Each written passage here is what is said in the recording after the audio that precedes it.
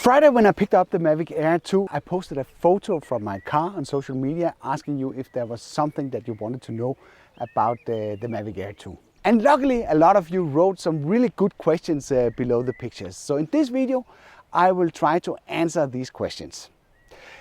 I also thought that I could combine it with a flight time hovering test. So let's just start by getting the drone airborne. So while the drone is hovering in the background, I can answer some of your questions. And let's start by the most obvious one. How long does it take from the drone sits in your back until it's airborne? So let's just try that and I will time it.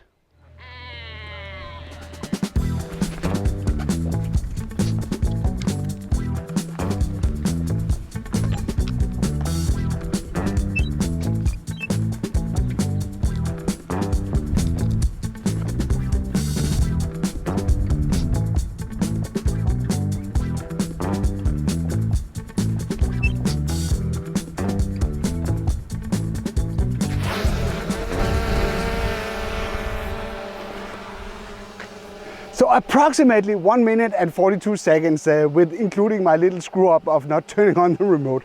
So I would say around 90 seconds to get the drone airborne. So now it's just flying here in the background. Oh, that's me. Let's just position it here somewhere.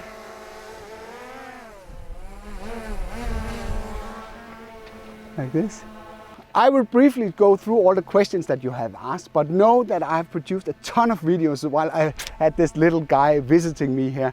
It was kindly borrowed to me by the Danish official distributor Droner DK. We have it for like 3 days, so I had to produce a lot of content. I haven't had time to actually edit the videos yet, but I've recorded the footage and I have a lot of the stuff that you have been asking about panned out in more detailed videos that will be released over the next coming weeks. So now would be a really good time, if you're not already a subscriber, to hit that subscribe button below and also hit the bell next to it so you get notified when I release these videos about the Mavic Air 2. And right now we have 96 and it has been airborne for 1 minute and 33 minutes. Then we just let it sit there and then we can start answering some questions. Please note that the questions here that I'm answering has been put in a random order. So make sure to watch the video to the end to make sure that your question has been answered. So the first question was, how long does it take to get the drone airborne? And that I would say it takes around 90 seconds. And now I need the sunglasses because the sun is too bright.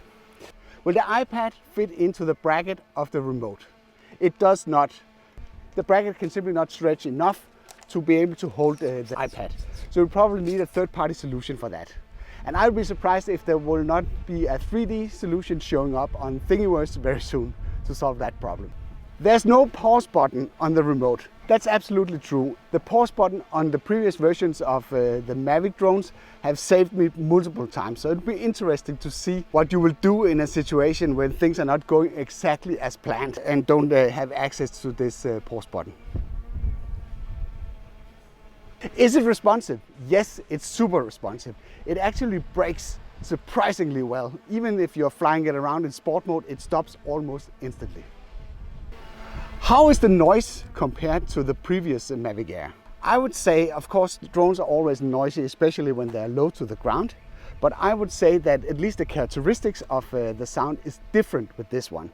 It's not as hissy and doesn't sound like a swarm of bees. It has a sound that's more in the area or similar to what you are used to from the Mavic 2 series.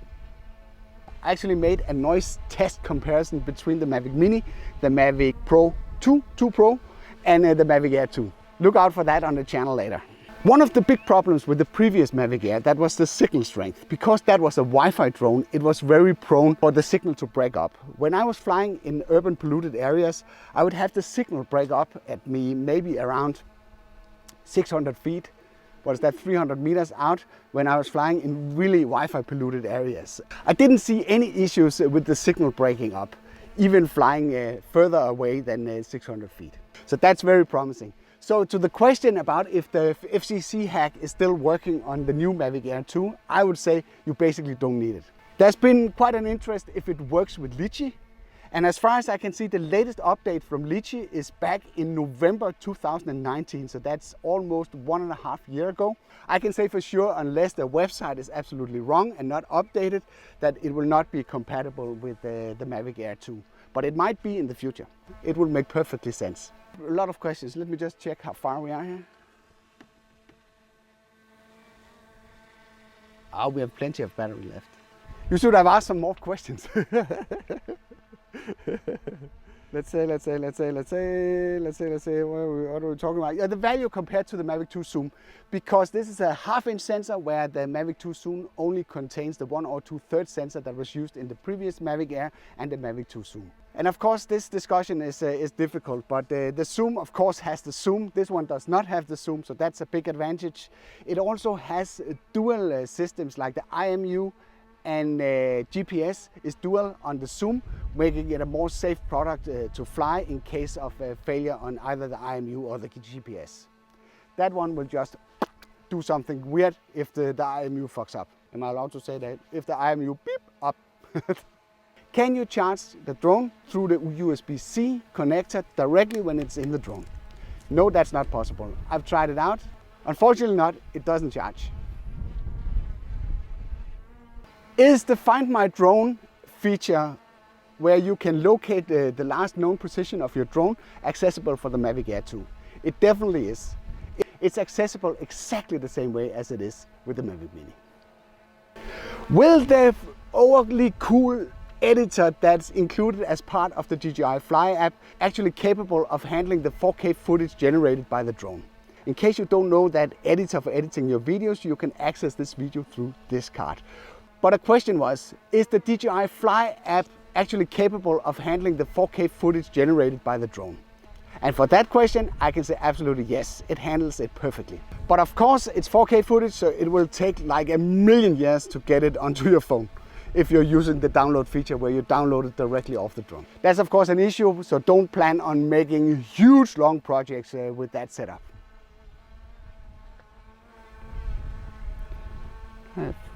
Can you stop the remote from charging your Android phone? Yes, you can. There's an option inside the app that will allow you to enable or disable if the remote should charge your phone. It's a pretty handy feature because the remote is pretty big, so it has a pretty extensive battery inside. So you can use this to charge your phone if you need to. This will easily hold 3 batteries that you get with the Fly More combo. And on top of that, be able to charge your phone. So that's a pretty nice addition, apart from it being a little bit clunky. I'm just wondering when somebody will come and complain. People are complainers out here. They complain all the time. Drone police. No. Okay. Let's see how far we got here in the process. We are right now been airborne for 11 minutes and 10 seconds, and we have 68% back left on the battery. I do want to say a hover test is it's not really a fair test of the drone's capabilities because it's built in a way so it actually generates lift when it's flying forward. So this is basically the toughest test that you can put the Mavic Air through in terms of testing the battery, because there's nothing that helps it stay up there. It has the full force of the gravity pull down. Okay, I can lose the glasses for a while here because there's shade. By the way, do you enjoy my content? Then consider subscribing and hitting the bell next to it so you don't miss out on my upcoming videos. So now we are getting into the more serious stuff, because some of you might have noticed that the drone does not come with ADS-B, for at least if you live in Europe. DJI has decided to split this, so it will only be North American customers that will get a drone with ADS-B. And what is this ADS-B? ADS-B, that is a warning system that will allow the user to see directly on the remote in case that a manned aircraft is approaching the drone. This would be a super nice safety feature to have, but for some reason they haven't included that in the European version and they still charge the same money. The same goes for the label that this drone needs to have on to be certified, so it's kind of compliant with the new rules that are coming up here. Could also cause some problems. In an ideal world, this will be a C1 drone. And if you don't know what I'm talking about when I'm talking about these drone rules, I actually made a video about the new EU rules that are coming up, and you can access this video through this card. Baseline is, for a drone to be labeled C1, then it needs to have some sort of warning, remote ID system built in. The Mavic Air unfortunately doesn't have this at present time. I don't know if it will have it, if they will release another version here shortly or whatever they want to do with it. We are still missing some clear answers from DJI regarding this. Despite that the drone is using OcuSync 2.0, it's not compatible with the DJI goggles. If it will be, I don't know. That's still to be answered. Then there was a question, touch left, right and make the gimbal move left, right, just by touching the screen. Yes, I can go sideways. If you swipe up and down, the gimbal will go up and down. Oh, whoa, because we have this function that we can draw stuff directly on the screen. You need to be careful with these gestures. Like this. And if you do it over to the side, what is it doing? Yeah, so it's just turning the gimbal. So you can tilt the gimbal by directly touching the screen, both vertical and horizontal. And let's check where we are. We have 52% battery left and we have been airborne for 16 minutes and 20 seconds. Then there's a question about if Mavic 2 remote will actually work with the Mavic Air 2. In theory, of course, it should work, but I think DJI has made their precautions to block it from working. It would be nice if some of you tried it out and left a comment below to know if that is a possibility.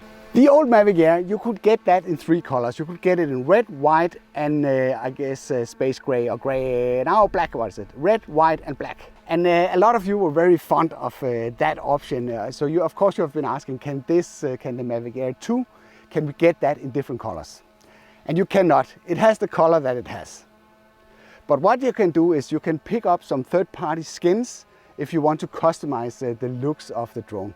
But in my opinion, of course it's nice when you have this Ferrari red drone, but it doesn't really matter a lot to me because when it's a dot in the sky, you can't see the color anyway. Go for some nice skins to customize your drone. Then some of you have wondered if it's a 12 megapixel sensor, how can it actually make 48 megapixel photos? That is a bit of a mystery, but part of the explanation is that it stitches multiple images together to one big image. And what surprised me the most is that it's actually pretty fast at doing it. It only takes around 3 to 4 seconds from you press take the photo until the photo has actually been processed. So that's pretty sweet. And there was also a question if the drone actually processes it both in JPEG and RAW. And I can confirm you get both JPEG and RAW when you're doing the 48 megapixel photos. At least that is what I've been able to see on the SD card. How good is the active track? That is of course something that has been promoted highly around this drone. And I can say it works pretty well. It's so nice that it's accessible directly from the front screen here. You just draw a square around the subject that you want to track and then off to the races. So that's pretty nice that it's so easy to get going.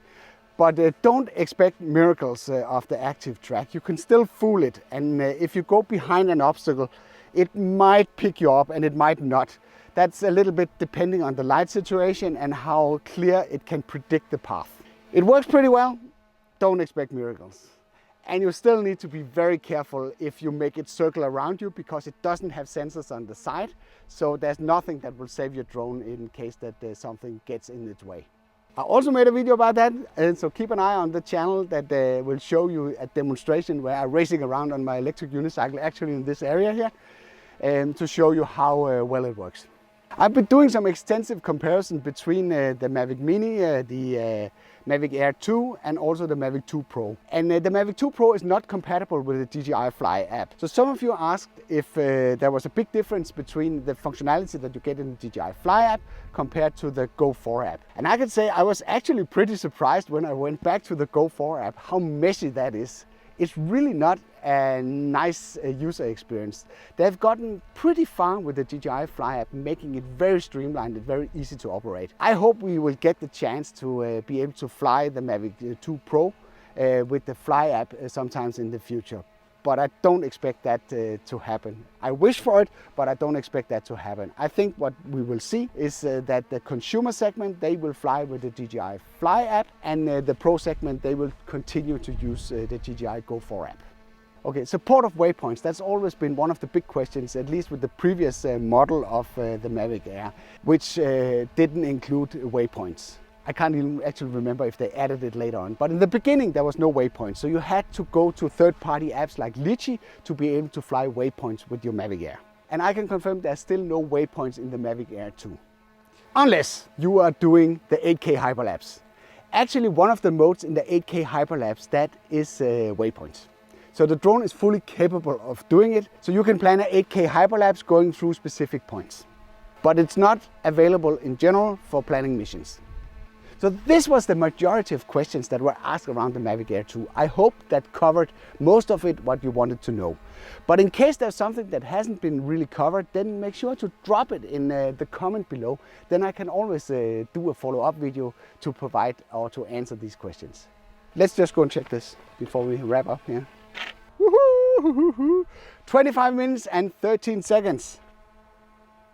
We still have a little bit of time here. And I can tell you, it has been pretty hard to have this guy visiting me for 3 days. I've been battling bad weather, rain and hail and all sorts of stuff. But I have recorded a ton of material.